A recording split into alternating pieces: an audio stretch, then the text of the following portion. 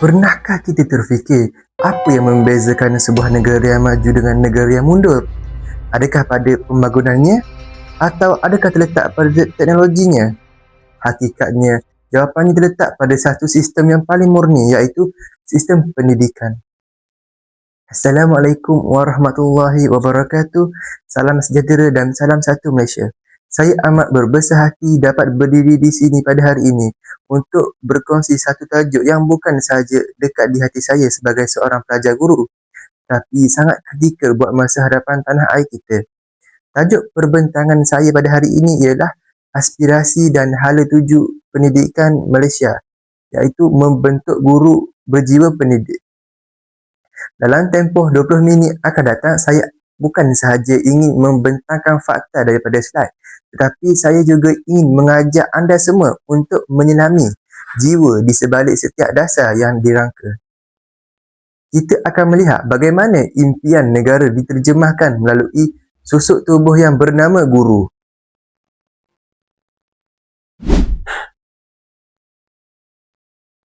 Sebelum kita menyelami lebih dalam lautan ilmu ini, bak kata pepatah Melayu, tak kenal maka tak cinta. Jadi izinkan saya memperkenalkan diri saya. Nama diberi Alif Aiman bin Harun, seorang pelajar yang menimba ilmu di unit Bahasa Melayu 1 PPISMP ambilan 2025-2026. Perbentangan ini dibagi oleh penuh tugasan, iaitu GPPP 1092, Pengantar Pengajian Pendidikan. Saya ingin merakamkan setinggi-tinggi penghargaan kepada pensyarah bimbingan saya, iaitu Encik Syakirin bin Abdul Ghani, yang tidak jemu memberi tunjuk ajar kepada saya. Berdirinya saya di sini bawah naungan IPG Kampus Datuk Razali Ismail membawa aspirasi bukan sekadar untuk lulus peperiksaan, tetapi untuk menjadi lilin yang menerangi, bukan lilin yang membakar diri. Seterusnya, mari kita lihat slide yang ketiga. Pendidikan sering diibaratkan sebagai seni bina. Jika kita ingin membina sebuah menara yang mencecah langit, kita memerlukan blueprint atau pelan induk yang luar biasa. Sistem pendidikan kita bersifat dinamik. Ia tidak statik, ia bernafas dan ia berevolusi mengikut peredaran zaman. Perhatikan tiga tiang utama ini. Dalam gambar rajah ini, terdapat tiga tiang utama. Yang pertama adalah matlamat. Ini adalah destinasi kita. Kita mahukan kualiti yang boleh dibangga di pentas dunia. Yang kedua, ibarat kompas. Tanpa kompas, kita mungkin berjalan laju, tetapi arah yang salah. Hala tuju memastikan setiap murid dibangunkan potensinya secara holistik, selaras dengan falsafah pendidikan kebangsaan. Yang ketiga pula, panduan. Inilah kerangka rujukan kita. Ia bukan sahaja SOP dan etika pemanduan setiap langkah pendidikan institusi. Ingatlah bahawa pendidikan gagal maka robohlah sebuah tamadun. Sebab itu, aspirasi ini perlu difahami oleh setiap lapisan masyarakat, terutama kita sebagai penggerak di barisan hadapan. Seterusnya, 5 aspirasi sistem PPPPM. Kita menyentuh tentang pelan pembangunan pendidikan Malaysia PPPPM. Ada 5 kunci utama untuk menjadi KPI negara kita. Yang pertama, akses. Kita tidak mahu melihat ada lagi anak-anak di pedalaman Sabah, Sarawak atau di celah-celah flat bandar yang tercicir. Matlamat kita adalah 100% enrolment. Pendidikan adalah hak, bukan keistimewaan. Yang kedua, kualiti. Kita mahu berdiri sama tinggi dengan negara lain seperti Singapura, Jepun dan Finland. Kita mensasarkan untuk berada dalam kelompok 1/3 teratas dalam pentaksiran antarabangsa seperti PISA dan TIMSS. Kita bukan sahaja mahu murid yang pandai menghafal, tapi murid yang pandai menakul segala masalah. Yang ketiga, equity. Jurang antara si kaya dan si miskin atau bandar dan luar bandar tidak boleh menjadi penghalang. Kita mahu mengurangkan jurang pencapaian sebanyak 50%. Keempat adalah perpaduan. Sekolah adalah makmal perpaduan. Di sinilah tempat untuk anak-anak pelbagai kaum berkongsi nilai, impian dan meja makan. Dan yang terakhir, yang kelima, kecekapan. Setiap sen yang dibelanjakan oleh kerajaan mesti dikembalikan dalam bentuk keberhasilan murid yang berkualiti. Ini soal amanah dan accountability. Slide yang kelima pula, saya akan menerangkan 6 aspirasi murid, profil generasi masa hadapan. Kalau sistem itu adalah hak kilangnya, maka murid adalah hasil yang kita mahukan.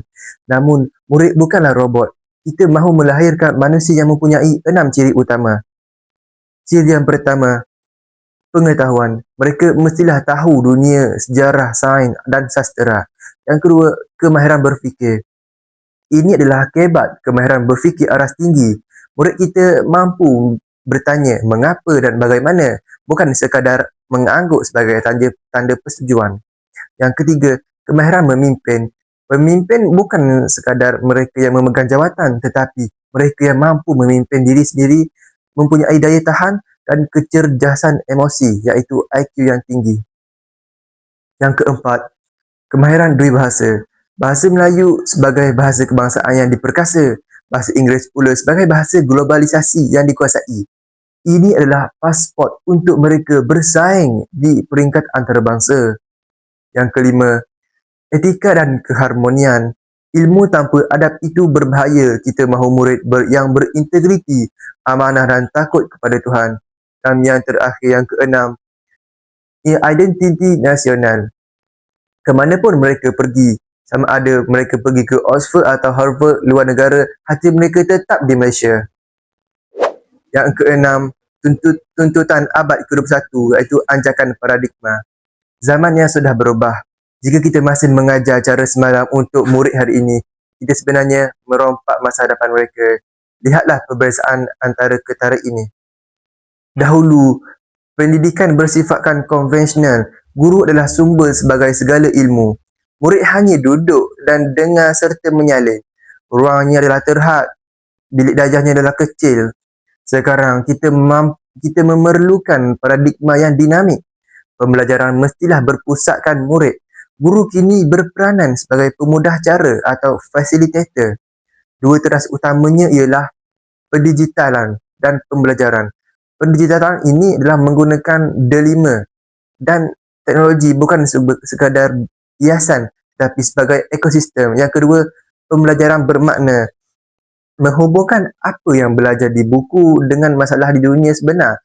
Contohnya, belajar matematik bukan sekadar kira angka, tetapi belajar cara menguruskan kewangan peribadi. Slide ke-7 pula, KPPB, iaitu sebagai enjin penggerak. Bagaimana kita mahu menjadikan pelajaran itu benar-benar melekat di jiwa murid? Jawapannya ialah KPPB, Kapasiti Pedagogi Pembelajaran Bermakna. Ini adalah enjin kita. Kita tengah-tengah enjin ini ada 6 C. C yang pertama, karakter, iaitu sahsiah. C yang kedua, citizenship, kewarganegaraan. Yang ketiga, collaboration, kolaboratif. Communication, komunikasi. Creativity, dan yang keenam, critical thinking, iaitu pemikiran kritis. Untuk menjayakan 6C ini, kita perlu 4 komponen. Yang pertama, amalan pedagogi yang menarik rakan pembelajaran. Guru bukan semata-mata guru, pakar industri atau ibu bapa juga rakan kita. Pemanfaatan digital dan juga persekitaran pembelajaran yang kondusif. Apabila murid merasa seronok dan nampak kepentingan apa yang mereka belajar, itulah pembelajaran sebenar yang bermakna KPPB. Yang ke-8 pula ialah idea utama, iaitu pendidik berjiwa bangsa. Slide ini adalah jantung perbentangan saya. Perhatikan imej yang saya sertakan, iaitu imej otak dan imej hati yang saling berhubung. Teknologi adalah alat, tapi jiwa adalah nadi kepada semuanya. Ada yang tanya pada saya, Alif, bagaimana nanti AI akan menggantikan guru ke? Jawapan saya tegas, tidak boleh. AI boleh memberi maklumat, tetapi AI tidak boleh beri kasih sayang. AI tidak boleh nampak apabila seorang murid itu bersedih atau hilang motivasi.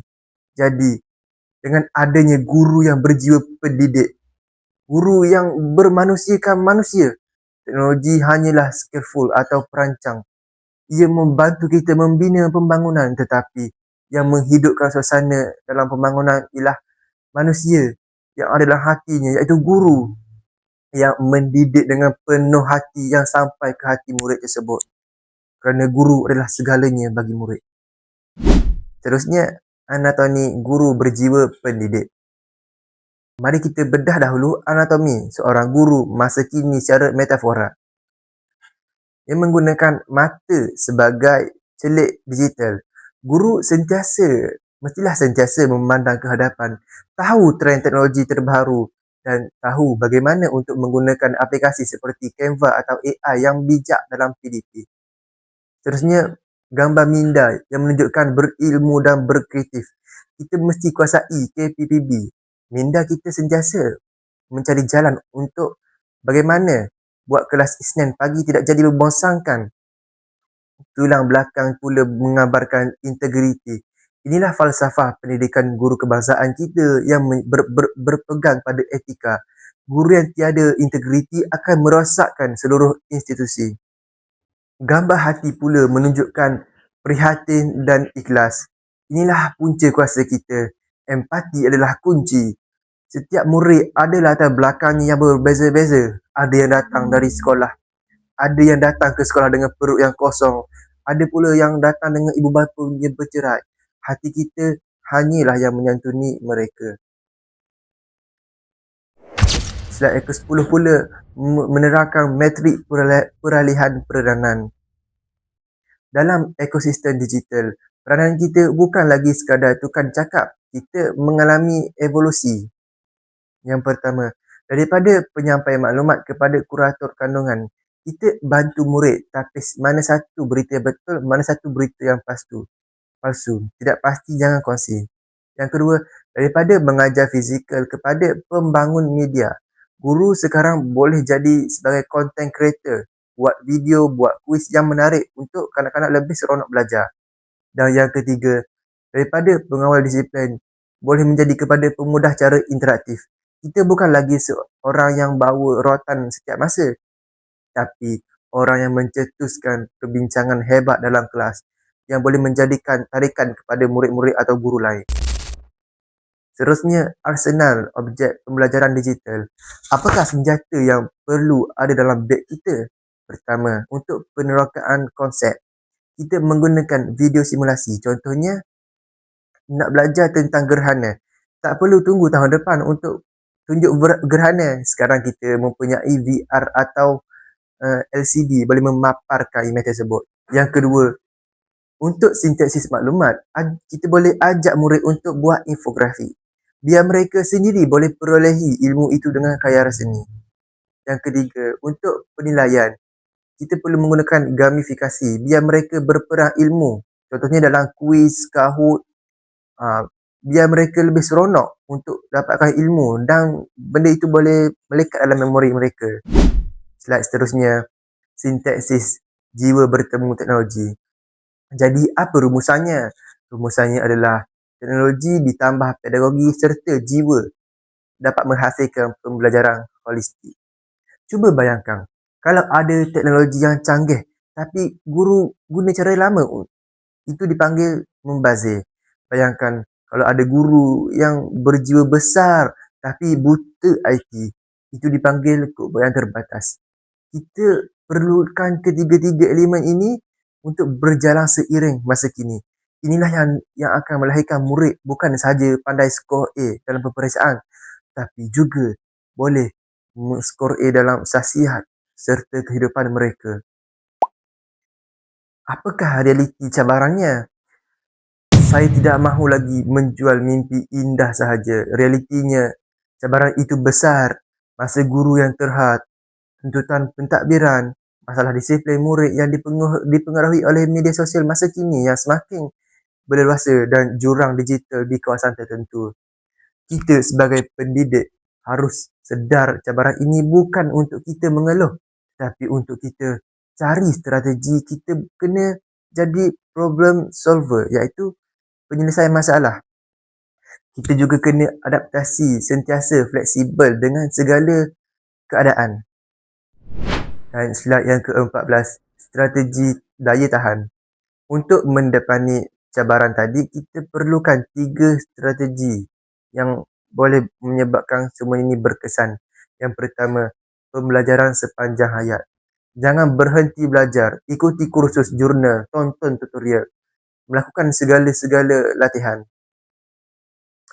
Seterusnya, budaya inovasi.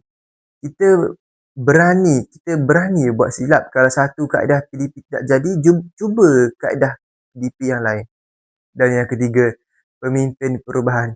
Jangan tunggu diarahkan. Jadilah orang yang mula perubahan di sekolah anda suatu hari nanti. Dan slide yang ke-15 adalah rantaian impak. Lihatlah rantaian impak ini. Apabila seorang guru bertindak dengan jiwa, murid akan terinspirasi. Apabila murid terinspirasi, komuniti akan percaya kepada sistem pendidikan. Apabila komuniti menyokong, negara akan mencapai aspirasi PPPM. Semuanya bermula daripada kita, iaitu seorang guru. Sebagai penutup, saya ingin tinggalkan anda dengan satu pesanan. Mendidik bukan sekadar mengisi bekas yang kosong, tetapi menyalakan api yang malap. Mari kita jadikan pendidikan yang bukan sahaja mengajar apa yang ada dalam buku, tetapi bagaimana cara mengajar apa yang ada dalam kehidupan. Terima kasih atas perhatian anda. Saya Alif Aiman ingin memohon diri. Jumpa lagi di puncak kejayaan. Assalamualaikum warahmatullahi wabarakatuh.